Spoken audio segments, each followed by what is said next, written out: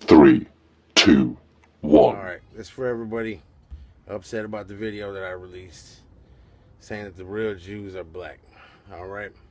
The real Jews are black. You need to get over that bullshit, man. Moses was black. Charlton Heston, who played Moses, was white.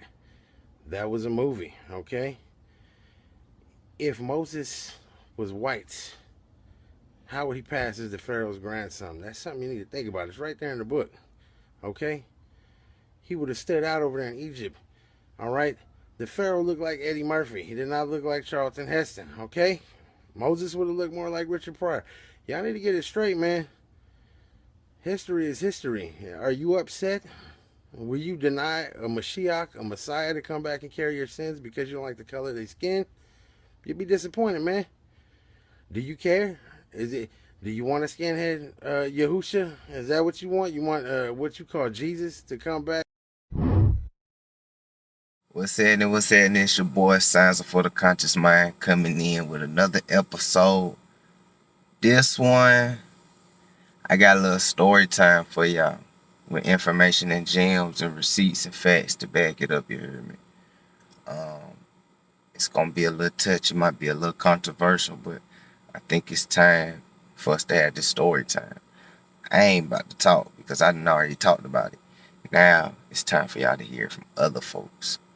You know what I'm saying? So y'all know that we not just talking out our ass. And I've never met nobody a day in my life, people that I be posting on, I never met them a day in my life, but we all have the same common knowledge. It's because we all connected. One folk, hurts, unity, consciousness, you dig? So with that being said, I ain't about to hold y'all up. But what I will give y'all a sneak preview on what everything is on though. Go on get that. The Jew or Negro. Go on get that. Go on get that. You feel me? Go on get that. You did? Yeah. Let's get into some shit. Part 2 to Untold Truth. These 9 balls, these 9 orbs, 3 times 3, make up the boundaries of your prison, the circumference of your limitations. You fear expanding your horizons. I have said ye are gods and children of the Most High. You call yourselves gods, but then limit yourselves only to the planet Earth.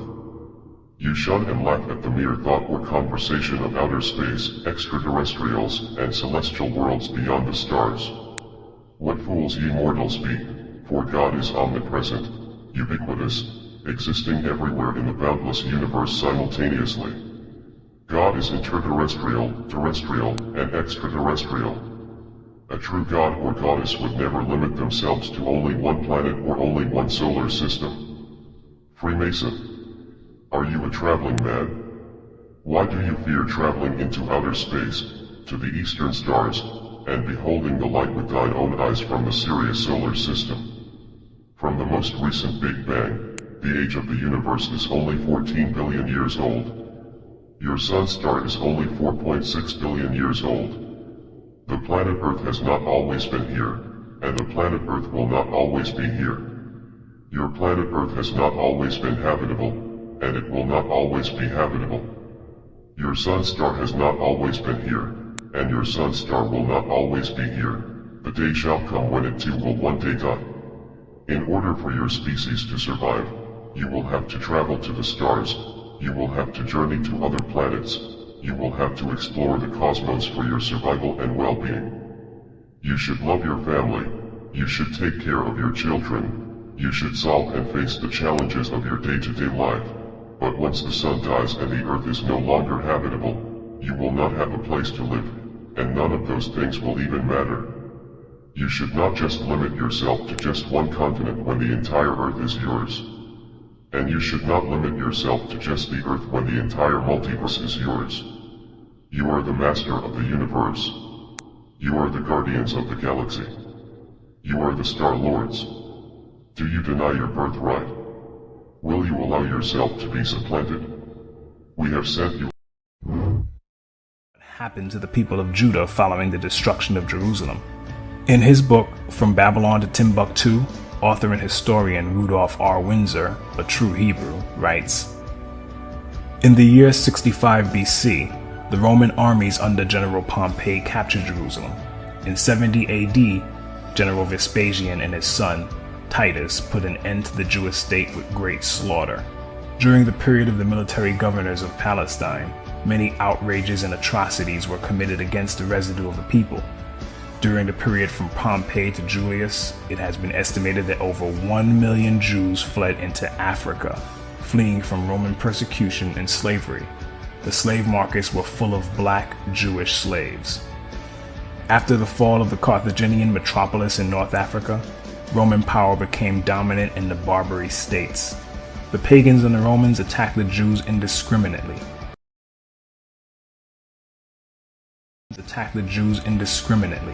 Both the Jewish soldiers and the uninvolved peaceful population.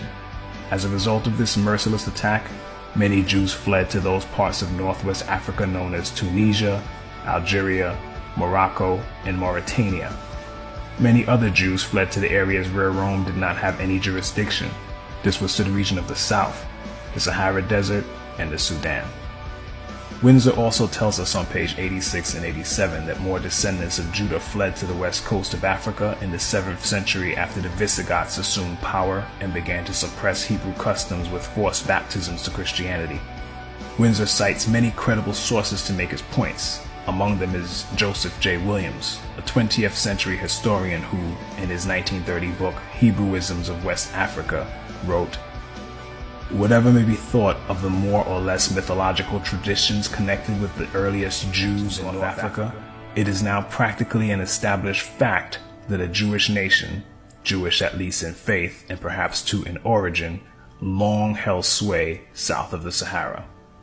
Now, while Joseph Williams, who is Caucasian and Jesuit, does provide meaningful and factual info that pertains to the descendants of the ancient Hebrew Israelites, he does so with a degree of reluctance, and the book is written through the lens of what I would call a racist and white supremacist viewpoint.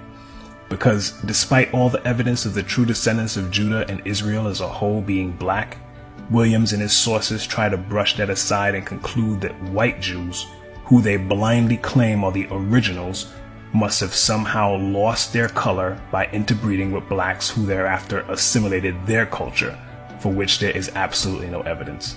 That said, Hebrewisms of West Africa is full of valuable information as regards the wanderings of the Hebrews following the flight from Judea, and it also gives great insight into the further scattering of our ancestors, as certain customs practiced in West Africa by our Hebrew ancestors found their way to islands like Jamaica, Haiti, the Virgin Islands, and many other places following the slave trade. So, having fled their homeland as prophesied, there our ancestors were, charting new territory in Africa and trying to carry on their Hebrew traditions in a new land, but not as savages or uncivilized barbarians. In fact, Rudolf Windsor tells us in his book, "The black Jews had an advantage over the African tribes. They carried their culture, history, laws, and written records with them. This assured them a constant precedent for the development of a higher social organization. Because of the stability of the black Jewish culture, the Jews were not absorbed into the autochthonous. The Jews absorbed some of the native tribes. The Jews made use of every opportunity. They were an industrious and skillful people. In the Jewish Ghanaian states were found kings, princes, governors, generals, secretaries, treasurers, revenue agents, judges, architects, engineers, doctors, jewelers, sculptors, masons, carpenters, painters of art, goldsmiths, leatherworkers, potters, armorers, saddlers, blacksmiths, agriculturists, etc. The survivors of the Roman siege of Jerusalem were able to flee that terror and carry on in a new land. But the relative peace our ancestors were afforded by escaping to Africa was broken by the Arab slave trade, which affected not only Hebrews, but men, women, and children from many other peoples that were usually of the lowest classes. The Eastern Arab slave trade, in particular, involved women and young girls.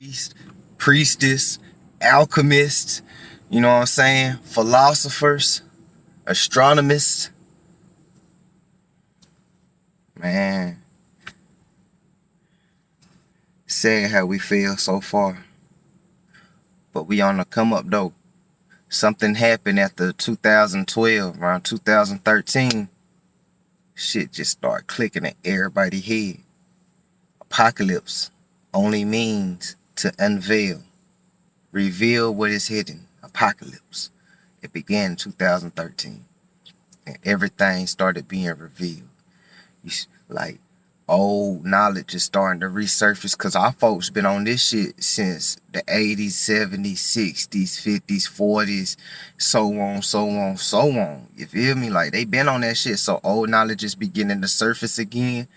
The young folks is starting to wake up. My generation is starting to wake up. You feel me? Because they said that the indigo children will be reborn between the 80s and mid 90s is the first round of the indigo children. Then the second round of the indigo children, which is a hybrid, like highly elevated, is the 2000s and on. You know what I'm saying? And if you pay attention to the youth for real, they not slow. They know and they catch on and they comprehend and everything. The thing about them is that if your knowledge ain't on what they own, if you not capturing their attention with knowledge and gems that's interesting, they not gonna listen to you. You feel me? But I ain't about to hold y'all too long. I just wanted to come in, pop in, you know what I'm saying? Make sure y'all still woke, still focused and shit like that, because we gonna start getting deep, you dig? You know, and at the end of this video, I probably drop a little bit more clips, but I'm gonna make this a two-part series because it is a little long. You know what I'm saying? I know people attention spans ain't like that. So without further ado, just continue getting into some more shit. Sounds for the conscious mind, you heard me? Young girls, and a strict ratio of 2 women for each man was maintained. The Arab slave trade, as horrible as it was, eventually gave way to something much worse with the arrival of the Portuguese.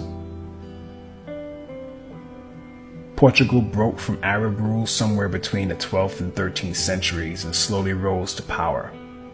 Because of this small European country, slavery would soon go from including people of lower classes from different ethnicities to being forced mainly on so-called blacks from the tribe of Judah. In the early 15th century, Portuguese shipbuilding in Lisbon and Porto adapted to the times, and the result was the caravel, a light and fast aerodynamic vessel that allowed Portuguese mariners to travel south along Africa's Atlantic coast in order to reach the gold-producing regions of sub-Saharan West Africa. After establishing several trading posts and colonies in the region, other markets began to open up, such as the lucrative expansion resulting from Portugal's many trade networks. The Portuguese became heavily active in slave trading in Africa around 1445, after they discovered the Cape Verde Islands and settled there. Slavery was used to fuel their expanding empire, and slave trafficking became integral to their enterprise. When it became apparent that slavery was big business, a law had to be created to protect it.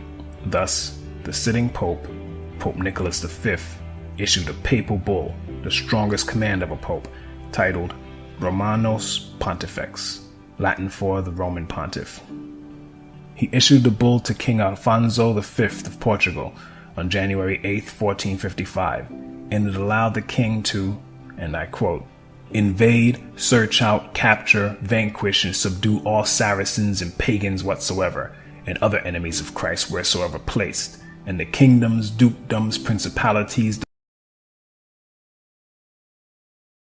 I'm gonna go ahead and cut it there. Part 2 tomorrow. Stay updated. But before I go, I'm gonna read this little passage, and I'm gonna drop some more little clips. You feel me? And if you fuck with it, you resonate, like, share, subscribe, hit that notification bell so you can be notified every time I drop dope content and information and gems, and we just talking about some stuff and vibing and raising our frequencies. You heard me? Because that's what this channel is all about, raising your frequencies. Part of raising your frequencies is getting that knowledge. You heard me? And then the second part of raising your vibrations is putting that knowledge into action. Feel me? Because wisdom without action is just useless knowledge. So with that being said, keep up with me. You know what I'm saying? It says what?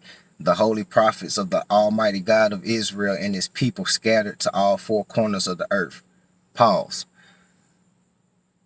There can't be 4 corners on a globe. So, you feel me? Genesis already said that we on a flat earth, but that's a whole nother video.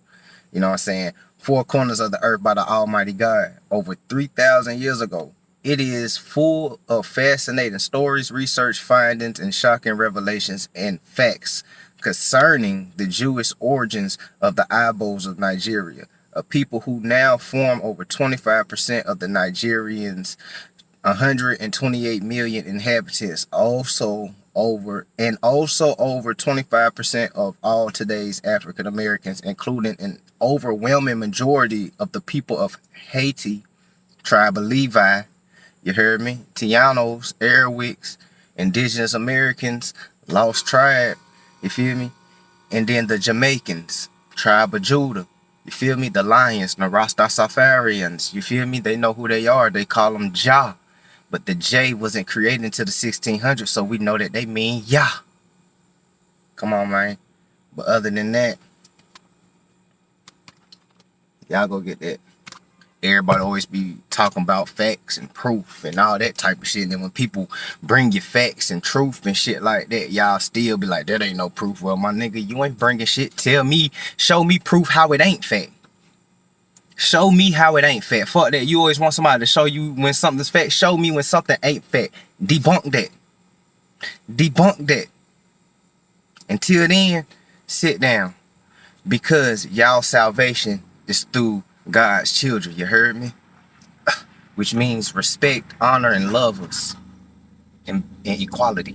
You feel me? That shit that we only want and that revenge. But hey, y'all pushing that shit. Let's go. The people, the Native Americans from 1492 to current day, which would be us. That's not a lot of time. We're still not used. Part 3 to Untold Truth. Do you deny your birthright? Will you allow yourself to be supplanted? We have sent you leaders like Elijah Muhammad, who spoke to you about the mothership. We have sent you leaders like Noble Drew Ali, who spoke to you about the apparatus. We have sent you leaders to liberate you from tunnel vision, closed caption viewing, and closed-mindedness. Children of the stars, the hourglass is running out. You must get from behind the 9 ball, before it's too late. Glory be to me, the one appointed over you, known to you by many names, the Most High, the greatest, he who holds the whole world in his hand.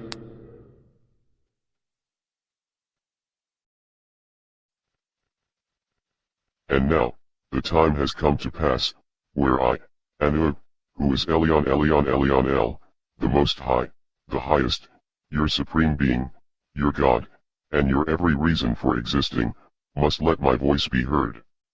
In the beginning, I created the heavens and the earth.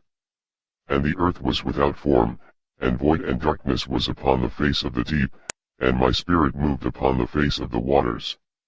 And I said, let there be light. And there was light. And I saw the light, that it was good, and I divided the light from the darkness, and I called the light day, and the darkness I called night. And I made 2 great lights, the greater light to rule the day, and the lesser light to rule the night, and I made stars also. And I said, let us make man, in our image and after our likeness. In my image I created him, male and female I created them. And I blessed you, and said unto you, be fruitful and multiply. I am the Lord, your God. Thou shalt have no other gods before me. Thou shalt not take my name in vain. I am the all-knowing, the all-seeing, the almighty, the all-powerful, the wise, the sublime divine creator, fashioner, maker, and provider. I am the giver of life, and the bringer of death. I am wisdom, strength, and beauty. I am love. I love you, and you must love me, but you must also fear me and reverence my name. I know all, and I control all, but at times I do test you to see if you are worthy of my blessings. I am the most gracious and the most merciful. Praise be to me, the cherisher and sustainer of the boundless universe. I am the most gracious and the most merciful master of the day of judgment. Everyone must worship me and seek my aid. I will show you the